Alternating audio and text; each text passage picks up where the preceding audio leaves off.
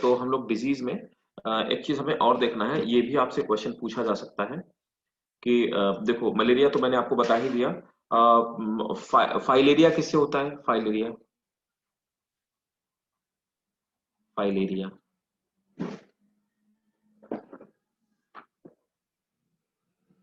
तो देखो फाइलेरिया होता है, फाइलेरिया एक राउंड वॉर्म से होता है ना। तो ये फाइलेरिया होता है राउंड वॉर्म से। अच्छा, राउंड वॉर्म किस फाइलम के मेंबर है? तो आपने देखा होगा ये एस्केलमेंथीस के मेंबर होते हैं, है ना, एस्केलमेंथीस, ठीक है, एस्केलमेंथीस के मेंबर होते हैं। और राउंड वॉर्म, इन्हीं को हम लोग फाइलेरिया वॉर्म बोलते हैं। अच्छा, इससे होता क्या है कि किसी भी बंदे के लोअर लिम्स जो होते हैं उनमें जाकर के लिम्फ कलेक्ट हो जाता है। लिम्फ कलेक्ट हो जाने की वजह से पैर वैर मोटे हो जाते हैं।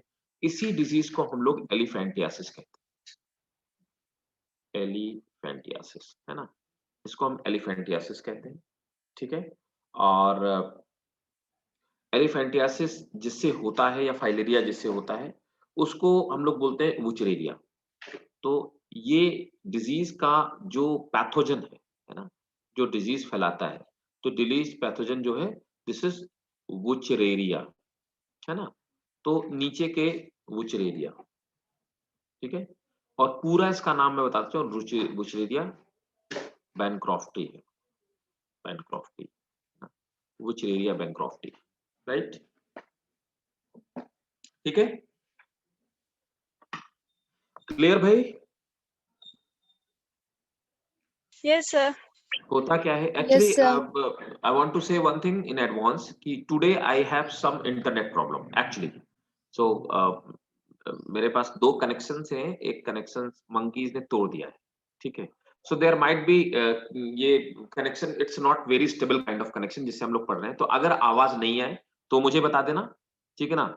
और अगर डिस्कनेक्ट हो जाए तो आप समझ लेना, ठीक है, कि इंटरनेट बंद भी हो सकता है। तो ये वाला थोड़ा स्टेबल नहीं, इसलिए मैं पहले से आपको बता देता हूँ, है ना, आप लोग परेशान मत होना, राइट। और लेकिन अगर आपको मेरी वॉइस क्लियरली ना आए तो प्लीज आप मुझे बताएंगे, ठीक है। Yes, sir. Okay, sir. हाँ हाँ, तो बुचरेरिया बैनक्रॉफ्टी से होता है, ठीक है। और इसी को हम लोग एलिफेंटियासिस या फाइलेरियसिस बोलते हैं। आपने देखा होगा कुछ लोगों के पैर बहुत मोटे हो जाते हैं, है ना, ठीक है। होता क्या है कि इसमें मस्कुलर पेन होता है, फीवर आता है ना, और जिसको होता है उसको एनीमिया हो जाता है। और होता क्या है कि लोअर लिम्स में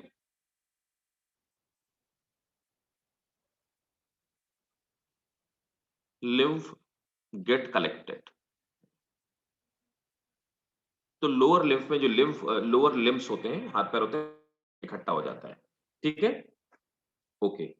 आप देखो इसके इसके अलावा नेक्स्ट जो दूसरी डिजीज है ना, वो जिसको आप रिंग वॉर्म बोलते हैं, है ना, रिंग वॉर्म।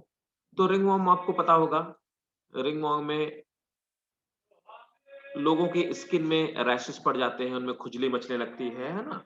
तो रिंग वॉर्म एक फंगस से होती है ना, फंगल इन्फेक्शन। मॉइस्चर की वजह से ये फंगस बॉडी में जम जाता है और वो डिजीज वो क्या करता है, ग्रो करता है। अच्छा, हमारी जो स्किन होती है वो प्रोटीन की बनी हुई होती है, तो हमारी स्किन की प्रोटीन को डिग्रेड करने का काम करता है ना। अपनी बॉडी से फंगस धीरे धीरे कुछ एंजाइम सीक्रेट करता है जिससे बॉडी में इचिंग फैलती है ना। और इस फंगस का नाम है माइक्रोस्पोरम, माइक्रोस्पोरम इस फंगस का नाम है।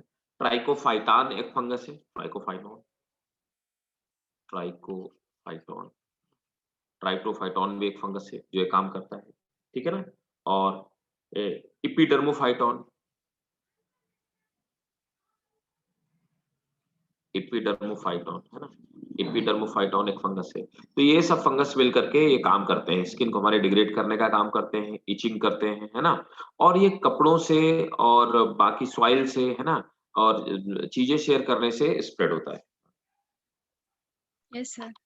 अब देखो, अब आ जाते हैं, देखो पूरा इम्यून सिस्टम तो खैर बहुत ज्यादा हो जाएगा, लेकिन इसमें से जो मेन मेन चीजें वो मैं आपको बता देता हूँ। अब देखिए, हमारी बॉडी में, है ना, जो एंटीबॉडीज पाई जाती हैं, तो एंटीबॉडीज का डायग्राम आपसे पूछा जा सकता है कि एंटीबॉडीज का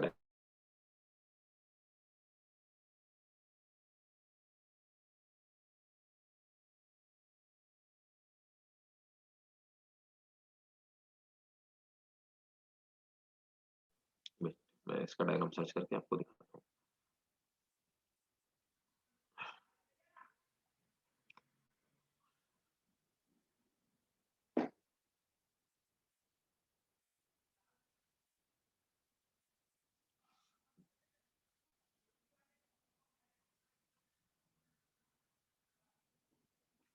एंटीबॉडीज बता सकते हो बेटा क्या होती है? What are the antibodies? Can you tell मी?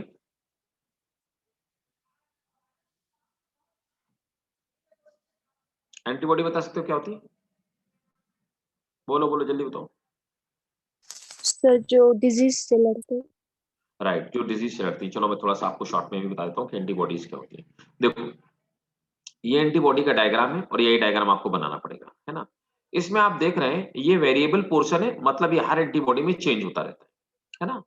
और ये कांस्टेंट जो ब्लू वाला है ये कांस्टेंट परसेंट है, मतलब ये फिक्स रहता है, ठीक है? इन दोनों के बीच में इनफैक्ट यहाँ पर भी, है ना? यहाँ के इन दोनों के बीच में, है ना? ये जो ब्लू कलर से बनी हुई है, ये हैवी चेन होती है। तो 2 हैवी चेन हो गई, एक ये हैवी चेन हो गई और ये हैवी चेन, ठीक है ना? तो ये अम, अ, 2 हैवी चेन होगी H1 H2, है ना? और 2 लाइट चेन हो गई। ये ऊपर वाला जो बना ये लाइट चेन होती है। ये L1 हो गई और ये L2 हो गई, 2 लाइट चेन हो गई, है ना? 2 हैवी चेन होती हैं, 2 लाइट चेन होती हैं और इन दोनों चेन के बीच में डाइसल्फाइड बॉन्ड्स बने होते हैं। डाइसल्फाइड बॉन्ड इनको रोकने का काम करते हैं। प्लस ये वाला जो पार्ट होता है ना, ये वाला पार्ट किसी भी पैथोजन को या किसी भी एंटीजन को, है ना, पकड़ने वाला। So this is antigen binding site.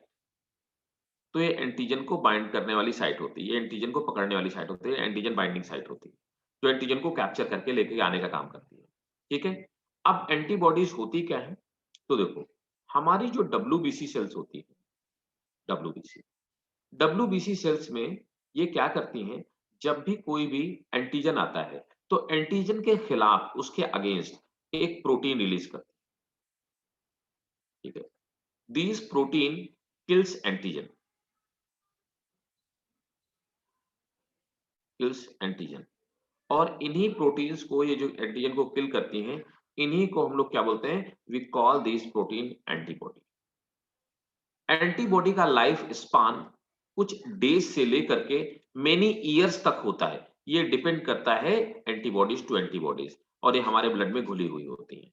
ये डायग्राम, इसको इसीलिए हम बोलते हैं H2L2। इसका मतलब इसको हम ऐसे भी रिप्रेजेंट करते हैं एंटीबॉडी के डायग्राम को, H2 2 हैवी चेन और L2 2 लाइट चेन, ठीक है ना? तो H2L2 का भी यही मतलब होता है। क्लियर है बेटा? Yes sir. नोट कर लो फिर उसको जल्दी से, इस डायग्राम को, मतलब स्क्रीनशॉट ले लिया? Yes sir. ठीक है, अब आइए, अब देखिए हम लोग आते हैं, है ना? अब मैं आपको बताने वाला था HIV की लाइफ साइकिल, ठीक है?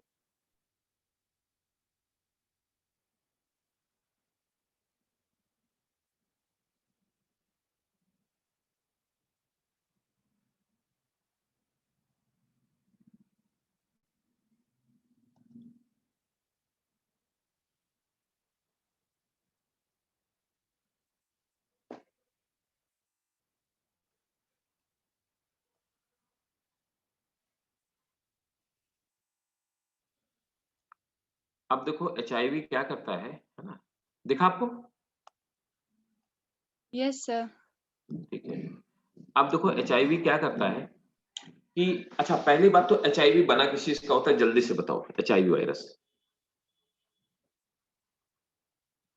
HIV वायरस क्या होता है? ऊपर इसके इस तरह से, है ना, इस तरह से बॉल जैसा स्ट्रक्चर होता है। ये बॉल जैसे स्ट्रक्चर के ऊपर ये प्रोटीन का कवर बना, दिस इज प्रोटीन कवर।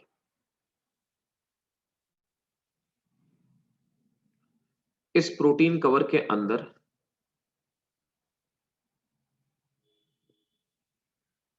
इस प्रोटीन के कवर के अंदर डीएनए है, सॉरी डीएनए नहीं, आई एम सॉरी, आरएनए है। इसका जेनेटिक मटेरियल आरएनए है ना? ये इसके अंदर आरएनए है। तो कुल मिलाकर के ऐसे वायरसेस, है ना, ये एचआईवी है, ठीक है? तो ऐसे वायरस जिन वायरस के चारों तरफ प्रोटीन का कवर होता है और उनका आरएनए जेनेटिक मटेरियल होता है, इनको क्या बोलते हैं? We call them retrovirus. अब किसी भी डिजीज को फैलाने के लिए या किसी भी प्रोटीन को सिंथेसिस करने के लिए इनको क्या चाहिए? इन्हें चाहिए, क्या चाहिए? तो किसी भी डिजीज को स्प्रेड करने के लिए या किसी भी उसके लिए इनको चाहिए डीएनए, है ना? प्रोटीन सिंथेसिस के लिए हमें पता है, हम ट्रांसलेशन पढ़ चुके हैं, प्रोटीन सिंथेसिस के लिए डीएनए चाहिए। तो ये क्या करते हैं कि सबसे पहले ये जाकर के वायरस हमारे प्रोटीन के जो रिसेप्टर्स होते हैं सेल को, उनको पकड़ लेते हैं। तो ये हमारे प्रोटीन के रिसेप्टर हो गए। प्रोटीन के रिसेप्टर को पकड़ने के बाद ये हमारे सेल्स के अंदर एंटर कर जाते हैं। जब हमारे सेल्स के अंदर एंटर करते हैं तो हमने पहले भी मैंने आपको बताया हुआ था कि प्रोटीन का कवर बाहर ही रह जाता है, जिसको कि आप लोग घोस्ट कहते हैं, है ना? तो प्रोटीन का कवर हमारा बाहर ही रह जाता है। ओह, प्लीज अपना माइक ऑफ रखिए।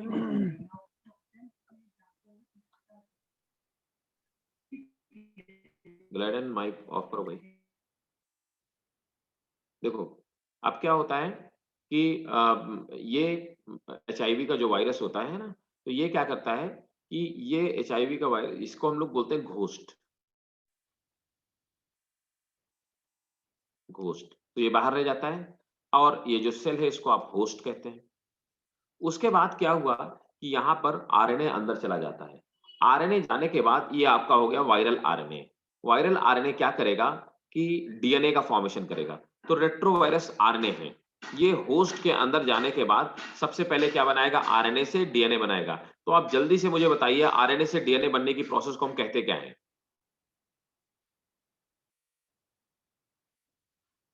reverse transcription. Very good. ये रिवर्स ट्रांसक्रिप्शन का फंक्शन करेगा। Reverse transcription. और रिवर्स ट्रांसक्रिप्शन के लिए एक एंजाइम काम करता है, उसको हम लोग रिवर्स ट्रांसक्रिप्टेज बोलते हैं। तो ये रिवर्स ट्रांसक्रिप्शन का काम करेगा। रिवर्स ट्रांसक्रिप्शन करके डीएनए का फॉर्मेशन करेगा। अब ये डीएनए पे जाने के बाद, अब ये जो इसका डीएनए देखिए, यहाँ पे रिवर्स ट्रांसक्रिप्शन हुआ। ट्रांसक्रिप्शन होने के बाद वायरल डीएनए। अब ये जो वायरल डीएनए है, ये डीएनए न्यूक्लियस की, ये न्यूक्लियर मेम्ब्रेन है ना? दिख रही है आपको ना? This is nuclear membrane. तो ये न्यूक्लियर मेम्ब्रेन है, न्यूक्लियर मेम्ब्रेन। और आप देख पा रहे होंगे इसमें छोटे छोटे छेद हैं, जिन छेदों को आप क्या बोले हो? न्यूक्लियर, हम पोर बोल रहे हैं इनको, न्यूक्लियर पोर इन्हें बोलते हैं। तो न्यूक्लियर पोर के थ्रू वायरल डीएनए एंटर कर जाएगा। वायरल डीएनए एंटर करने के बाद ये होस्ट के डीएनए के साथ में क्या करेगा? फ्यूज हो जाएगा। होस्ट के डीएनए के साथ में फ्यूज होने के बाद, है ना, तो ये हो गया आपका वायरल डीएनए। ठीक है, तो वायरल डीएनए और मिल जाएगा जाके प्लस होस्ट डीएनए। तो होस्ट के डीएनए के साथ में इंटीग्रेट हो जाएगा।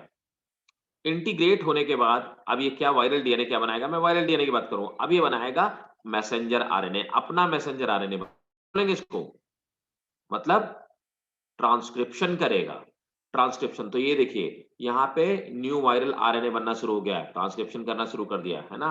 और उसके बाद क्या बनाएगा? प्रोटीन बनाएगा, प्रोटीन कोट बनाएगा, प्रोटीन कवर बनाएगा, अपना प्रोटीन कवर बनाएगा। तो हम उसको क्या बोलते हैं? ट्रांसलेशन। ठीक है, और बहुत सारे वायरल आरएनए प्रोटीन के साथ में मिल करके ये कवर चारों तरफ, वायरल आरएनए के चारों तरफ प्रोटीन कवर बन जाएगा और नए वायरस का फॉर्मेशन हो जाएगा। इस तरह से ये जो वायरस होता है, ये रेप्लिकेट करता है होस्ट की सेल में और फैलना शुरू हो जाता है। ठीक है, ये क्या करता है? ये जा करके हमारी टी सेल्स को क्या कर देता है? फेलियर कर देता है या उन्हें खत्म कर देता है, डिफंक्ट कर देता है, जिसकी वजह से एंटीबॉडी का फॉर्मेशन नहीं हो पाता है। That's how it work. कोई क्वेश्चन हो पूछिए प्लीज, किसी तरह का डाउट हो पूछिए। सर जी रिपीट करो ना। बिल्कुल रिपीट करेंगे बेटा, बिल्कुल। देखो, तो सबसे पहले जो एचआईवी का वायरस होता है, वो होता है एक retrovirus. It's a type of retrovirus. तो एचआईवी वायरस एक तरह से रेट्रोवायरस है ना? अब ये कैसे फंक्शन करता है? एचआईवी का वायरस रेट्रोवायरस है। तो ये कैसे फंक्शन करता है, ये सबसे पहले होस्ट की सेल के पास जाता है। तो एचआईवी का मैंने स्ट्रक्चर बताया, ऊपर प्रोटीन का कोट होता है, अंदर इसका जेनेटिक मटेरियल आरएनए होता है। तो सबसे पहले ये गया और जाने के बाद होस्ट की सेल में कुछ प्रोटीन के रिसेप्टर लगे होते हैं, जिन पे चिपक जाता है। चिपकने के बाद ये होस्ट की सेल के अंदर एंटर करता है। बाहर का जो कवर होता है वो बाहर ही रह जाता है, जिसको हम होस्ट कहते हैं, और जिसको ये इन्फेक्ट करता है उसको हम होस्ट कहते हैं। होस्ट के अंदर ये अपना आरएनए डाल देता है। होस्ट के अंदर जब इसका आरएनए चला जाता है, तो आरएनए जाने के बाद ये करता क्या है कि वायरल आरएनए अंदर जाकर के डीएनए का फॉर्मेशन करता है। कैसे फॉर्मेशन करता है? एक एंजाइम इसमें पाया जाता है जिसको हम रिवर्स ट्रांसक्रिप्टेज बोलते हैं। तो रिवर्स ट्रांसक्रिप्टेज एंजाइम की हेल्प से अपने आरएनए की टेम्पलेट पे अपने ही डीएनए का फॉर्मेशन करता है। ये काम कहां पे हुआ? ये काम हुआ जाकर के इसका प्रोटोप्लाज्म। जब इसने अपना वायरल डीएनए बना लिया, तो वो डीएनए, वायरल डीएनए जो है, वो अब क्या करता है, न्यूक्लियस के अंदर एंटर करता है ना? तो वायरल डीएनए न्यूक्लियस के अंदर एंटर करता है। न्यूक्लियस के अंदर वायरल डीएनए एंटर करने के बाद ये होस्ट के डीएनए के साथ में मिलकर के फ्यूज हो जाता है। दोनों डीएनए आपस में फ्यूज हो जाते हैं। तो वायरल डीएनए और होस्ट डीएनए आपस में एक दूसरे के साथ में फ्यूज हो जाते हैं। फ्यूज होने के बाद, है ना, होस्ट का डीएनए और वायरस का डीएनए दोनों आपस में फ्यूज होने के बाद अब ये क्या करता है, होस्ट के डीएनए को डीएक्टिवेट कर देता है, उसको काम नहीं करने देता और खुद काम करना शुरू कर देता है। अब ये क्या करता है, अपने ही डीएनए से अपना आरएनए बनवाता है। तो न्यूक्लियस के अंदर अपने वायरल डीएनए, वायरल आरएनए का फॉर्मेशन करता है, जिस प्रोसेस को आप ट्रांसक्रिप्शन कहते हैं, हम लोग पढ़ चुके हैं। फिर अपने आरएनए से एक तो बहुत सारी आरएनए की कॉपीज बना देता है, फिर अपने ही आरएनए से प्रोटीन बनवाता है, तो अपनी वायरल प्रोटीन बना लेता है। प्रोटीन इसकी बन गई, एमआरएनए की बहुत सारी कॉपी ऑलरेडी बन रखी हैं, तो ये क्या करता है, प्रोटीन कवर के अंदर आरएनए की कॉपी को पैक कर देता है और सेल को रप्चर कर देता है, फाड़ देता है और उससे बाहर निकल जाता है, ठीक है, और दूसरी नई सेल्स को इन्फेक्ट करता है। That's how HIV function. Clear है? Yes, sir. Yes, sir. आवाज नहीं आ रही बेटा, क्या कह रहे हो? Hello? Yes, sir. Done? Done. ठीक है, सबको समझ में आ गया? हाँ जी, गुड। तो इसका स्क्रीनशॉट ले लीजिए आप लोग। ले लिए सर। बहुत बढ़िया, शाबाश। डिजीज वाले चैप्टर में आपको कोई और क्वेश्चन हो तो प्लीज पूछिए मुझसे।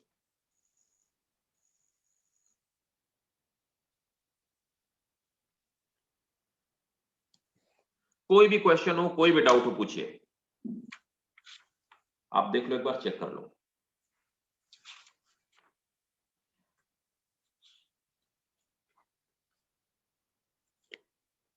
सर जी, आप एड्स के भी बारे में बात बताओगे सर?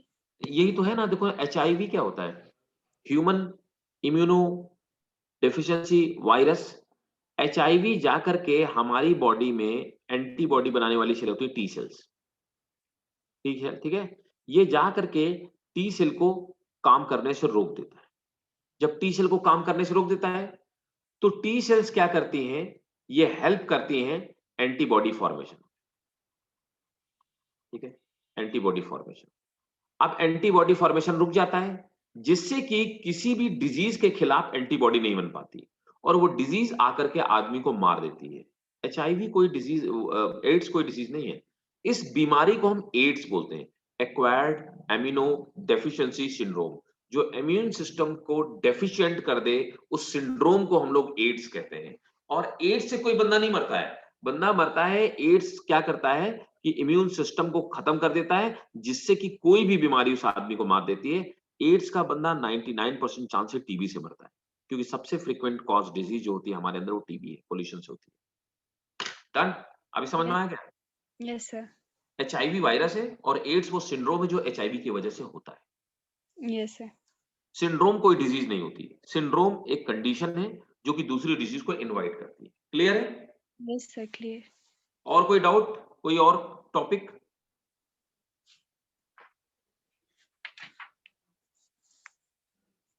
No sir.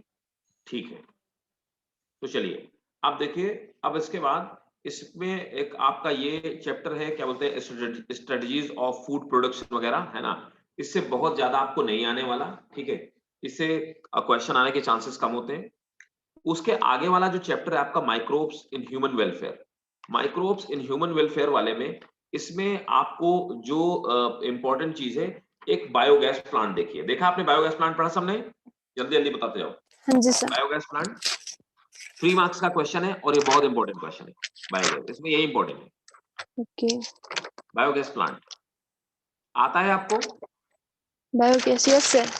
हाँ आता है ना, सिंपल है। तो बायोगैस प्लांट है, ठीक है। एक और बेटा, 2 क्वेश्चन इससे सिर्फ बनते हैं। एक तो बायोगैस प्लांट आएगा, तो बायोगैस प्लांट ये आएगा डायग्राम, ठीक है, और 2-4 पॉइंट लिखना होगा। तो पहला तो ये इंपॉर्टेंट है। दूसरी जो इंपॉर्टेंट चीज है सबसे ज्यादा, ये भी 3 मार्क्स, दोनों 3 मार्क्स के क्वेश्चन है।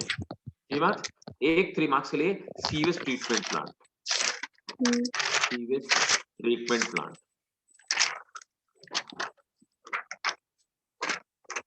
Sewage treatment plant, sewage treatment plant पता है? Yes sir. आता है सबको भाई? Yes sir. ठीक है। तो देखो बहुत सिंपल है, इसमें खैर कुछ समझने वाला नहीं है इस दोनों में। ये 2 क्वेश्चन याद रखिएगा, दोनों बहुत ही इंपॉर्टेंट है। क्लियर है? Okay sir. Okay sir. ठीक बेटा। अब ये हो गया, सीवेज ट्रीटमेंट प्लांट होगा। अब one of the most important chapter of this book is biotechnology after genetics, है ना? तो देखिए बायोटेक में कुछ चीजें, जैसे व्हाट इज, मैं कुछ चीजें एकदम आपको समझा देता हूँ। तो सबसे पहले तो बायोटेक क्या है ना? बायोटेक क्या है, जेनेटिक इंजीनियरिंग क्या है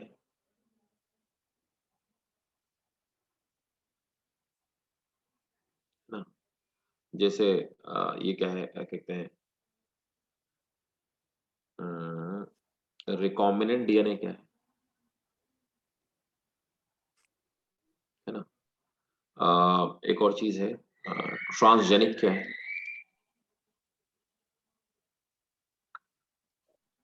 जीएमओ क्या है ना? ठीक है। तो ये सब क्वेश्चन के आंसर मैं आपको देता हूं, बहुत गौर से मेरी बात को समझिएगा, ठीक है? आवाज आ रही है आपको? क्लियर आ रही है? हाँ जी सर। Yes, sir. तो देखिए होता क्या है कि बायोटेक क्या है, टेक्नोलॉजी का बायोलॉजिकली ह्यूमन के वेलफेयर के लिए यूज करना बायोटेक्नोलॉजी। तो टेक्नोलॉजी का ह्यूमंस की लाइफ में कुछ बेनिफिट देने के लिए यूज करना बायोटेक्नोलॉजी है। और उस यूज करने में जो यूज की गई, ट्रिक्स यूज की गई, टेक्निक्स यूज की गई, इक्विपमेंट यूज किए गए, मेथड यूज किए गए, दैट इज जेनेटिक इंजीनियरिंग। तो देखिए एग्जाम्पल के तौर पे हमारे पास एक इंडियन काऊ है,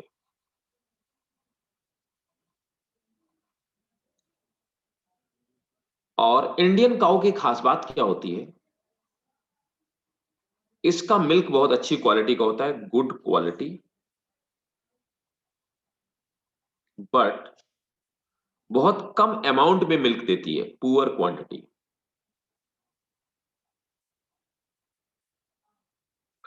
दूसरा है एक डेनिश काऊ है, डेनमार्क की काऊ है, डेनिश काऊ। इनकी खास बात क्या होती है, they have poor quality, nutrient की कमी होती है,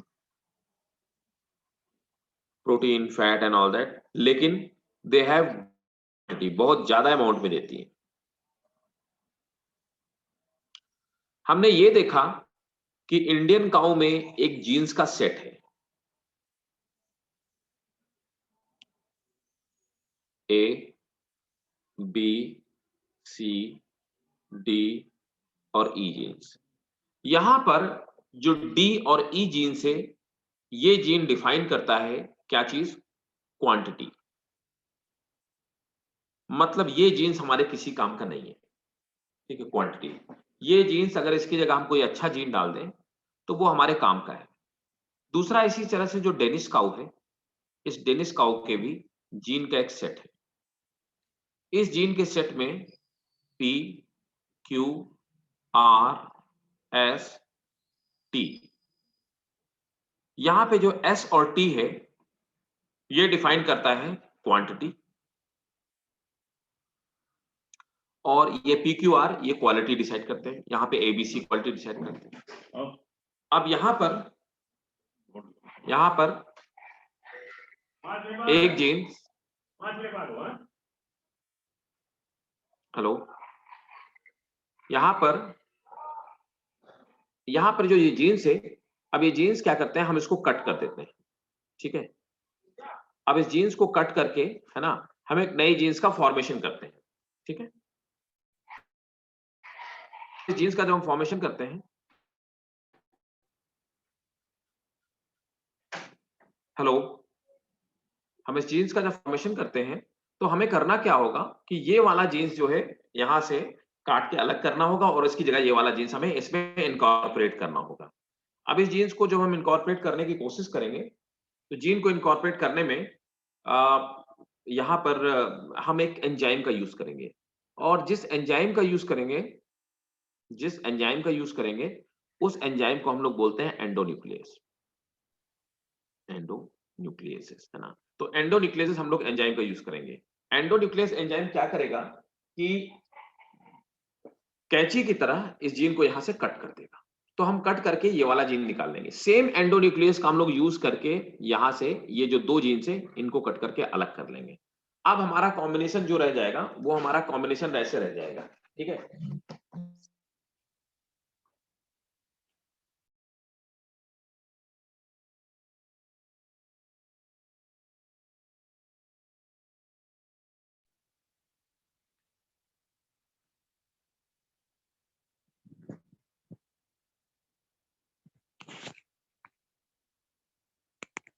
हेलो।